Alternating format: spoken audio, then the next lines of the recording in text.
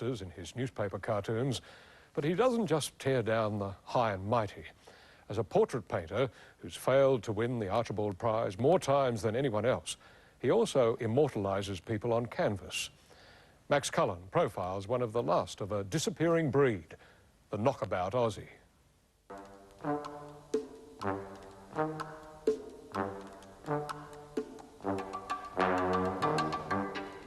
A successful caricature has to say more about a person's physical appearance than a photo ever can. In other words, make that person, in a sense, realer than real, and somehow unlock the secret thing that makes that person's face so different from everybody else's face. He's got a ton of courage, but there's always that hint that he might be just a bit tropper. And I think he likes that too. And I don't think he tries to hide that. I think he is out on the edge, and that's the only place Bill Lee could ever want to sit. I actually think Bill is probably the premier cartoonist in the country. He's always prepared to go much further than most other cartoonists. It's a combination of very fine draftsmanship and an ability really to pierce through to the heart of the matter and find elements of humanity, and I think often the darker side of humanity. You know, like the famous one of you know, John Howard and the shooting gallery. This is a disgrace. And in a way, you don't so much laugh as cheer when you see something like that. I mean, he is a polemical cartoonist, and you know, that's something that I think is rare nowadays, and it takes a considerable amount of courage to be able to do that. Desmond Robert Leake, known always as Bill, was born into a musical family. His father, Reg, a postmaster with strong left-wing views, and his mother, a music teacher. Well, I think that all three of us, my brother, my sister and myself, were brought up in the expectation that we would become musicians. And both Mum and Dad encouraged us hugely in that, you know, and but I always had this desire to actually be an artist. After school, Bill Leake went to Julian Ashton's in Sydney to study art. It was here he discovered a flair for the most traditional of art forms, portraiture. When I first knew him, his passion was painting. There was no two ways about it. He was really painting furiously and painting all sorts of stuff. It was portraits, still life. It was fast and furious.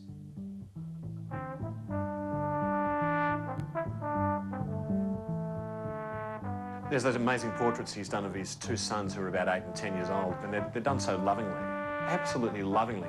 He's done such a grand and rich scale, and he's got them covered with these blankets that are painted in great detail, that they look like, you know, Venetian tapestries, or in itself it sort of has these echoes of Flemish painting even.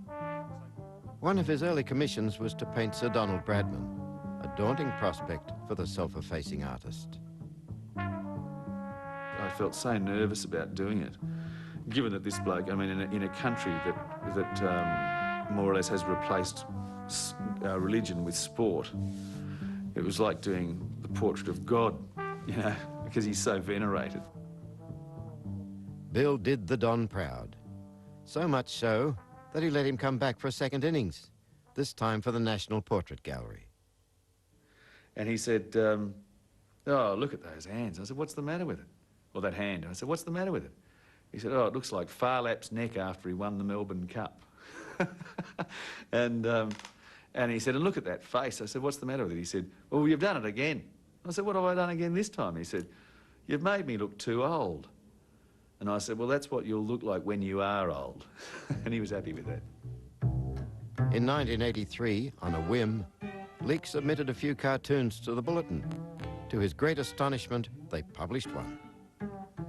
And then when I saw one in print a week later, I sort of thought, oh, they'll probably send me a bill for the amount of space that I've taken up. I thought it was like advertising space. You had to pay to get your cartoons in the paper. And no, they sent me a cheque. And I thought, oh, this is just total heaven. I just found that it was like having found my true vocation. And when I wasn't doing cartoons, I was painting, and it was just perfect. It's sort of like an artistic schizophrenic. You know, one side of the work is immortalising people, painting portraits, or trying to make an enduring statement through a painting. And the other side is just taking the piss mercilessly out of people. And I enjoyed both equally, and I still do. With a painterly style and a quick wit, Leake quickly made a name for himself as both cartoonist and caricaturist. Some of his newspaper cartoons have proved to be remarkably prescient. That damn illustration caused a hell of a rumpus. It was a parody of Delacroix's painting of Liberty Leading the People. And because Cheryl Kernot was seen as the sort of the great white hope of the Labor Party when she first, you know, defected from the Democrats, I thought, oh, well, you know, it just seemed to me to be an entirely appropriate image. It was a complete coincidence in light of the recent discoveries, you know, or disclosures. As a regular contributor to the Australian newspaper, Leake's got a reputation for pushing the limits of conventional cartooning.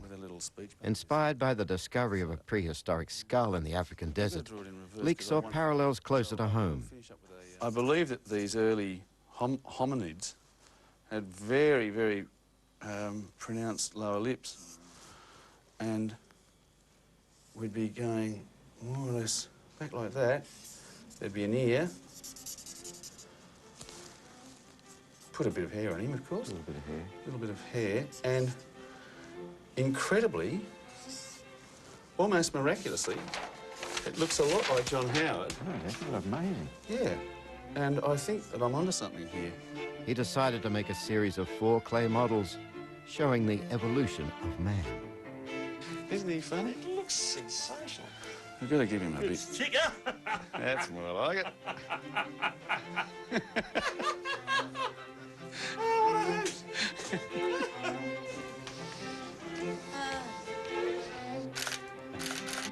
I think that's better.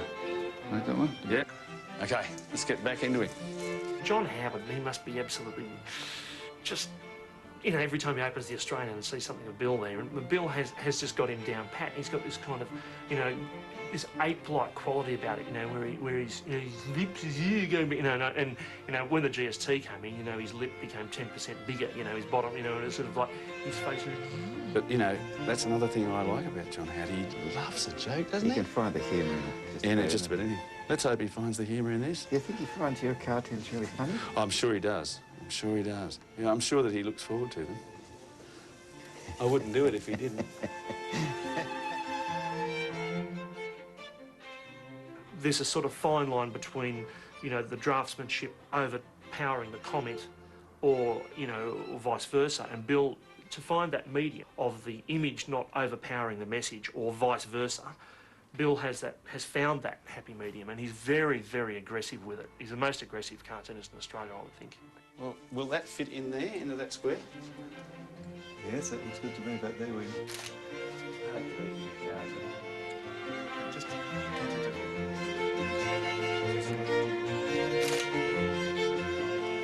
Mr. Leake is probably pathologically obsessed with laying the boot into Mr. Howard. Could you both move further to the right? Is the Pope a Catholic? So many young men died at Ypres. We must rededicate ourselves to ensuring that it never happens again. George, g'day, Iraq. Sure, when do we start? Boy, oh boy, you'd better not nick that texter. Every society needs people like Bill Leake, people on the edge, people who push, sometimes push too hard. And we've lost a lot of those sort of people. You know, we don't have any lefties anymore. They're not in the Labor Party. The Communist Party doesn't exist. But as long as you've got our Bill, I suppose you've got the last great lefty. There's at least one left. Bill Leake will often take an idea to an extreme. His editor decided this cartoon was a bit too rude to print. I think the most successful cartoons are the ones that prompt reactions from readers either for or against.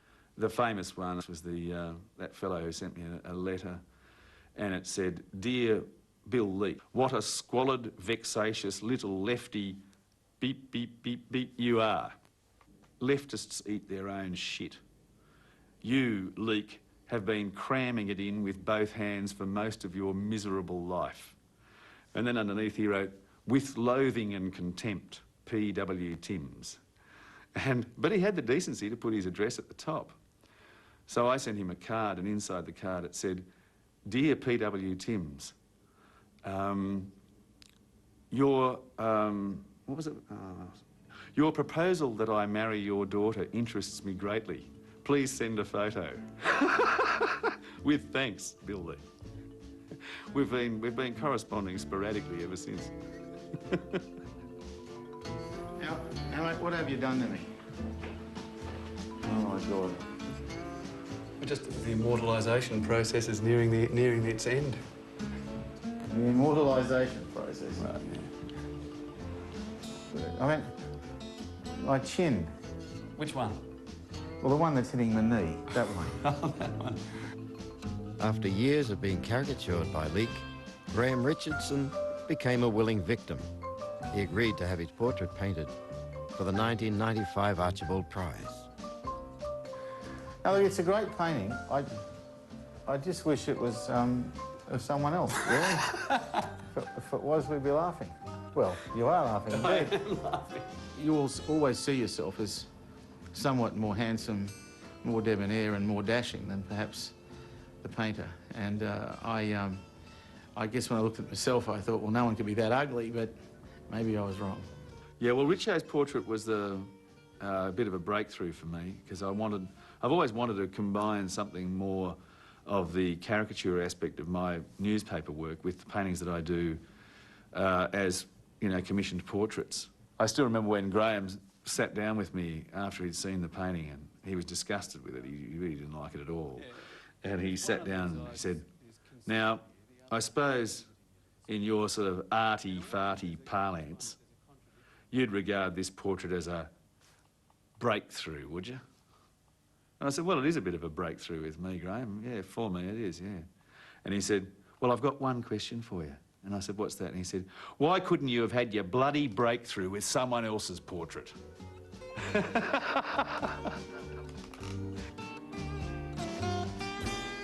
It didn't win the Archibald, but that came as no surprise to the artist or his subject. He's the most robbed painter in the Archibald because he always gets hung and he never wins. From the garish Sir Les Patterson to the more sombre Chow Hayes, Bill Leak has been a constant presence in the nation's most talked about prize for portraiture. Last year he painted art critic Robert Hughes. To many it looked like a surefire winner, but again he missed out. In the Hughes portrait, you can really get the sense of Hughes after his car crash as a broken man, mostly in body and somewhat in spirit as well. And yet there's the defiant face there, you know, the jaw that's cocked in it. And in the middle of it, the boldest decision in that painting, I think, is that hideous green that he's used to paint Hughes's dressing gown. It's a really ugly, repulsive green, and that takes a lot of courage to put a really ugly colour in a painting like that, but it completely works in the context of the portrait. And now, across Australia, Radio National is proud to present the entertainer, the Mr. Entertainer in the nightclub, Bill... what's his name? Leak. Bill Leak. This year Leak decided not to enter the Archibald. One reason being he was too busy learning a new art, that of radio host. But the subject of the Archibald was never far away. 4 words that stick in my craw.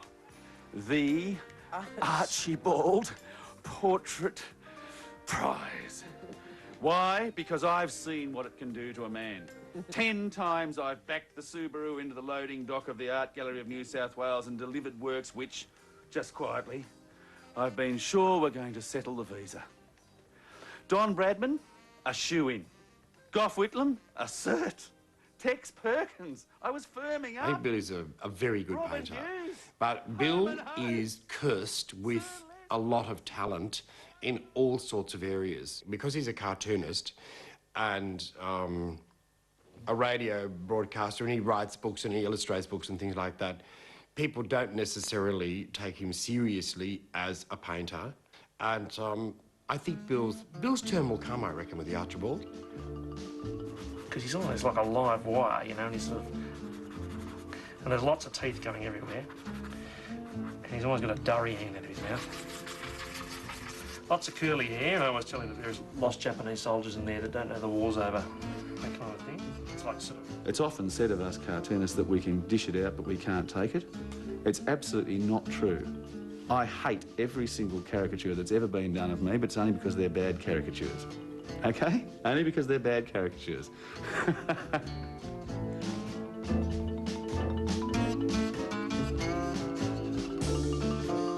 He's a total bloke. He's like a classic, you know, Australian larrikin character.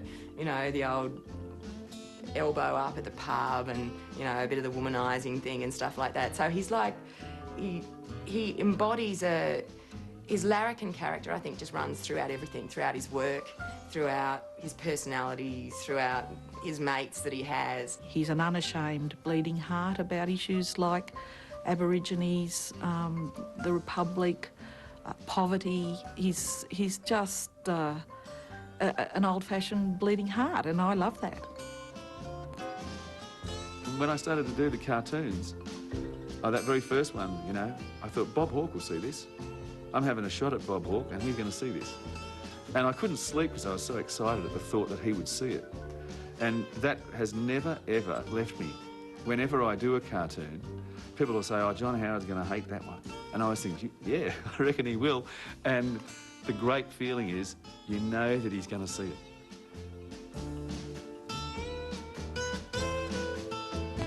As Patrick Cook said, the life expectancy of a cartoon is about 10 seconds, but every now and again one will cut a cartoon out and put it on the fridge with a magnet, and that's the cartoonist's equivalent of being hung in the Louvre.